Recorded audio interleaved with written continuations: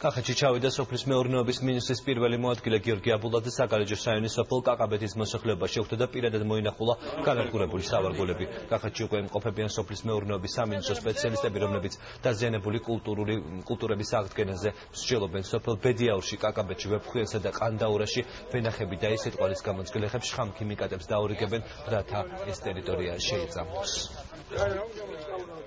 სოფლის მეურნეობის სამინისტროს ყველა სამსახური გადასულია საგანგებო მუშაობის რეჟიმში.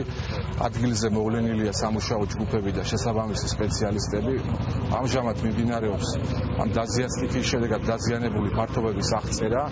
წინასწარი მონაცემებით დაახლოებით დაზიანებული არის 1000 ჰექტარზე მეტი სასოფლო-სამეურნეო დანიშნულების სავარგული და შესაბამისად ჩვენი სპეციალისტები ყველა ოჯახში მივლენ და შეისწავლიან იქ არსებულ პრობლემებს. დაზიანებული ვაზი მარტო წელს კი არა, თუ ამას ძალიან ხშირად არ მოიწამლა და ძალიან ბევრი შხამქიმიკატები არ მოხვდა, თანაც ძლიერი და კარგი ეს ჩვენი რითაც ავწავლით, ეს არც სამემრისოთ ივარგებს, ეს ვენახი. იმიტომ რომ ქაფითო დაზიანებულია.